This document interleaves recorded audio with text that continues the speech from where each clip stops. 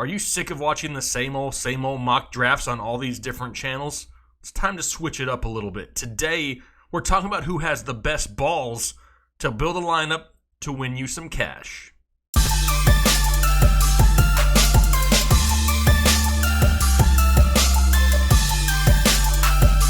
What is going on, Headliner Nation? Jake, Fantasy Headliners. Hopefully you guys are all doing well out there. Welcome back to the Draft.com studios, where today we're switching it up a little bit. Yeah, we're not going to do the same old mock drafts that you see all over the place. No, I've already gone through all the current ADPs on Draft.com and put together the first 10 picks, the top 10 picks that you can legitimately get in your best ball leagues on Draft.com. This is a lineup that we've constructed that really gives you a chance to win some cash. Now, if you're not familiar with Draft.com, I suggest you kind of get into it. Maybe you've already drafted in your league and you still kind of have that itch to do some more drafting. That's where this comes in. These are best ball leagues. If you're not familiar with a best ball league, here is what it is. The quick overview of best ball is simple. It's still a season-long league, and it's an 18-round draft based around the half-point PPR strategy, and there's no defenses, no kickers. You start one quarterback, 2 running backs, 3 wide receivers, a tight end, a flex, and 10 bench spots. Huge drafts. Really allow you to get a very deep bench. Why do you need that deep bench? Well, there's no waiver claims. There's no trades. There's no weekly lineup management. The computer takes care of everything for you. All you do is draft. Draft a killer team. Draft depth with upside. The computer will pick the highest scores from each position at the end of each week, place them into your lineup. Highest point wins. It is a great format, a lot of fun. We do it a lot over here at the Fantasy Headliners. Now, best ball is a lot of fun and it's super easy. Like I said, maybe you still have that itch to scratch and want to do some more drafts. It's cheap, it's easy, there's a chance to win some money at the end of the year. But here's the cool part about it. If you sign up for a new account with Draft.com or the Draft app, however you want to download it, you have a chance to enter a season-long league with me. We do a lot of these drafts here throughout the week. Myself, Kyle, Ryan, we're constantly sending out invites for people to join us on draft. So go there, sign up for a new account, make a $10 deposit, and use our promo code HEADLINERS. If you do that, Draft is going to send you a free $3 entry, and then just all you have to do is come follow us. I'm TFH Jake on Draft. You follow me, I follow you back. Whenever I'm going to do a draft, I invite everybody who follows me. The first ones to enter, first come, first serve, and then we'll be competing each other on a year-long basis. Let's see if we can take home some cash. It'll be a lot of fun. Looking forward to doing that. So if you haven't signed up for Draft, now is the time. But let's go in here and see if we can build the best 10 picks to start a draft to hopefully win you guys some cash in leagues that you're not playing against me.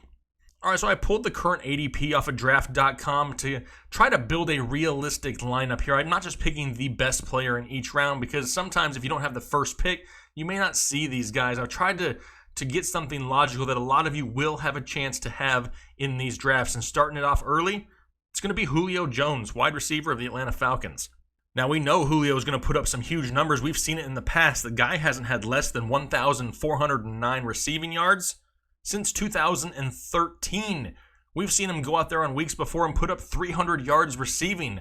Those are the type of performances that can win you a matchup in best ball leagues. Yes, the biggest complaint about Julio Jones in the past has been his touchdowns.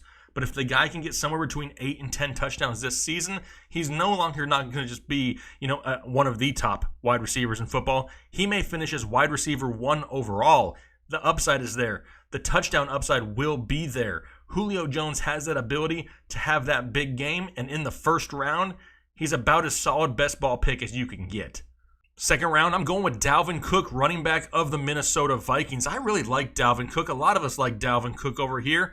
A lot of people still want to look at him as, injury prone. Well, listen, the guy tore his ACL, had some hamstring issues last year that were directly tied to the ACL reconstruction. I'm not quick to label him injury prone. We've seen him here in the preseason. He looks explosive. He looks fast. He has that pass catching ability out of the backfield. The upside is there. The big play ability is there. Am I putting a lot into that preseason play that he had the other day against the Arizona Cardinals? No, not really. But what I do take away from that is how explosive he looked. The speed was there. The breakaway ability was there. The vision was there. And you could really see the elusiveness with Dalvin Cook.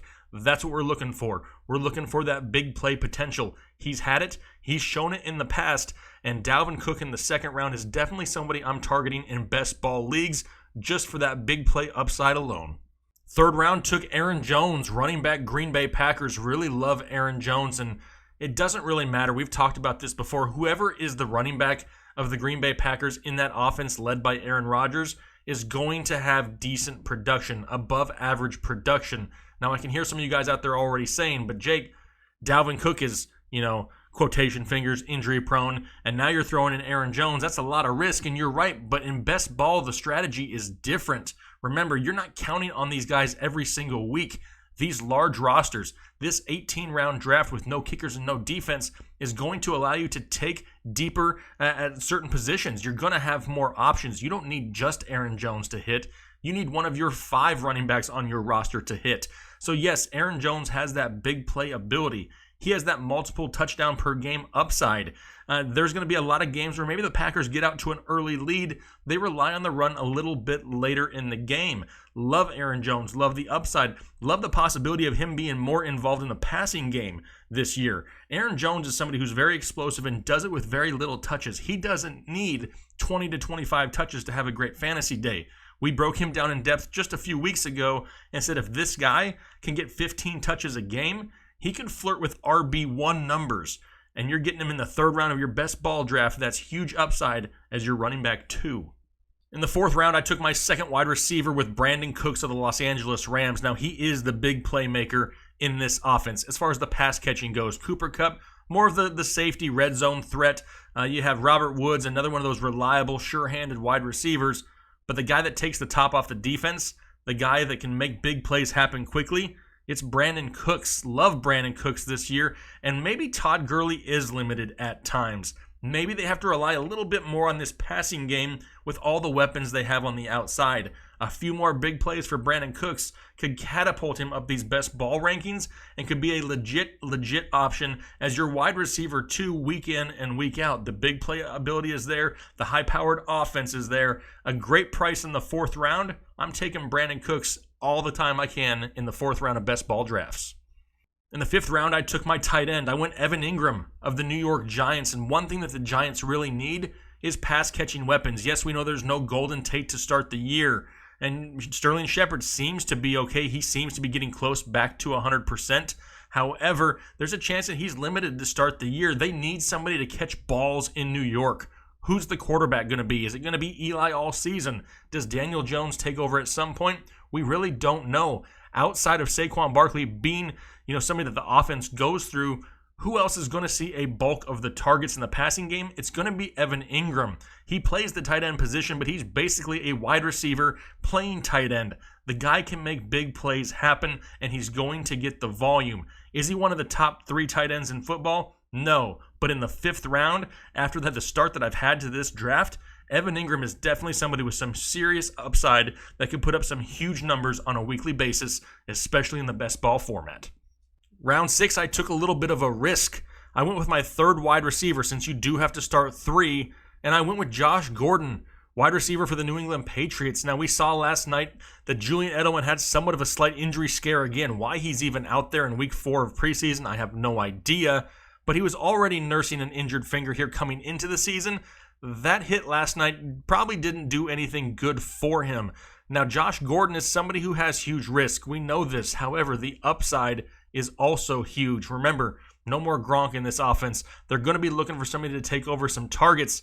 Josh Gordon could be the answer if he can stay on the field. He's your wide receiver 3. It's limited risk, and with these deep rosters, you're going to have more than enough chances to have somebody else deeper down your draft that can fill in this number 3 role if there's something that goes wrong with Josh Gordon. However, if he plays all 16 games, you get one of the steals of the draft because this guy could easily put up over 1,000 yards and double-digit touchdowns as the number 1 wide receiver for the New England Patriots.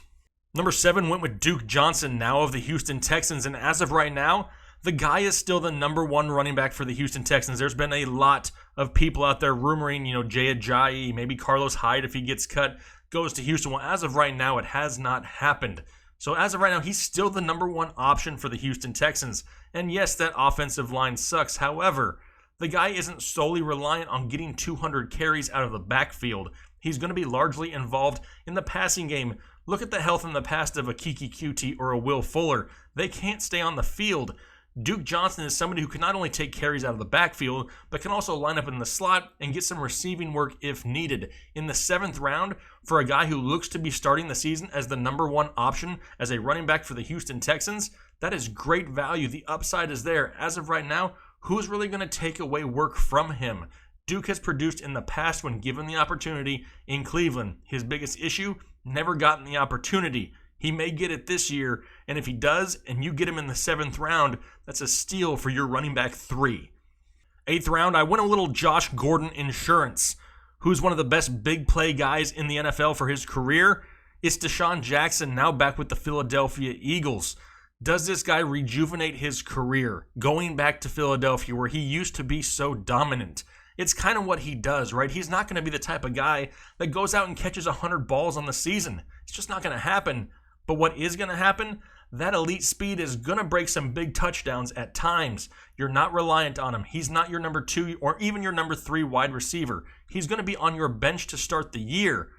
This guy's upside could be huge. It may not be consistent, but in best ball, we're not too concerned with the consistency because why? Yes, the deep benches. We just need him to have a big game every once in a while because he could propel you to a win at the drop of a hat. 9th round, I finally took a quarterback, and we've talked about it on this channel before. We like stacking in best ball. It's definitely one of those things that can give you an edge on any given week. I took Jared Goff in the 9th round, Los Angeles Rams, stacked him with Brandon Cooks, who I have as my number 2 wide receiver. Love this stack. Love the upside of Jared Goff for the reasons that I kind of mentioned with Brandon Cooks earlier. I do expect them to throw the ball a lot in LA this year. They did last year. Don't forget, last season, Jared Goff threw for 4,688 yards and 32 touchdowns. And that's with a healthy Todd Gurley. If Todd Gurley is limited, they may rely a little bit more on the passing game with Brandon Cooks, Robert Woods, Cooper Kupp, and whoever else they want to throw in the backfield at the time. He's going to have more than enough options to throw the ball to and put up some huge numbers. You have the stack with Cooks. You have the huge upside in a high-powered offense. Not sleeping on Jared Goff. Took him in the 9th round. Got down to the 10th round ADP, and I saw a name that kind of has some huge upside. It's just not sexy to a lot of people. Who is it? It's Donte Moncrief, wide receiver of the Pittsburgh Steelers, who looks like he's going to be entering the year as their number 2 option, ahead of James Washington. What did the number 2 option do in Pittsburgh the past couple years? Let me think. Juju dominated it. Now, I'm not saying that Donte Moncrief comes in here and puts up Juju-type numbers. If he did, he'd be going a lot earlier than the 10th round.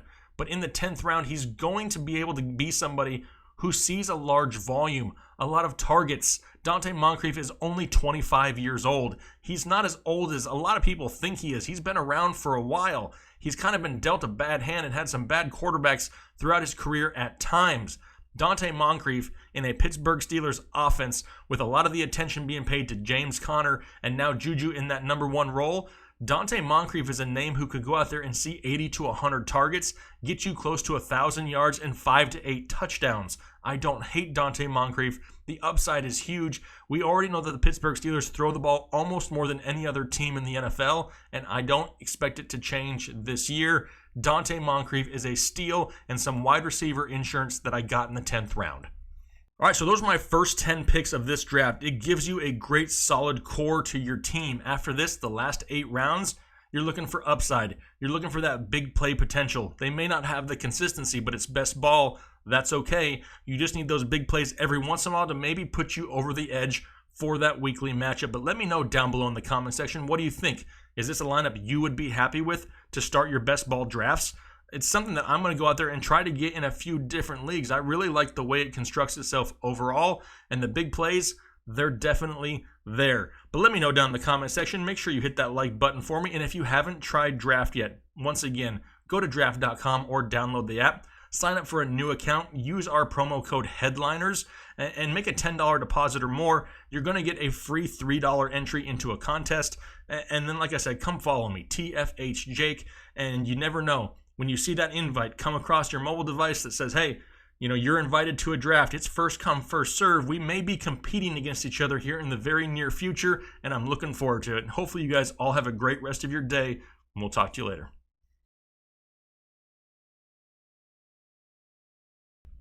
Oh, you're calling me, Kyle. Look at Kyle's calling me. Oh, I'm just in the middle of recording. What can I do for you, Kyle? Yeah. Oh, yeah, no, this is totally going on because I'm recording right now. Well, okay. I can do that.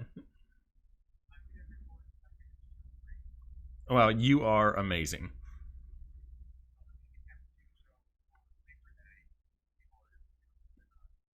That's hella fire.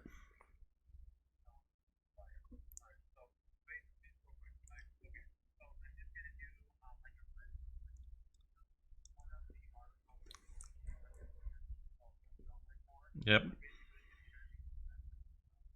Uh huh. That's amazing. I love that idea. Perfect. The people are going to love it. Okay. Bye.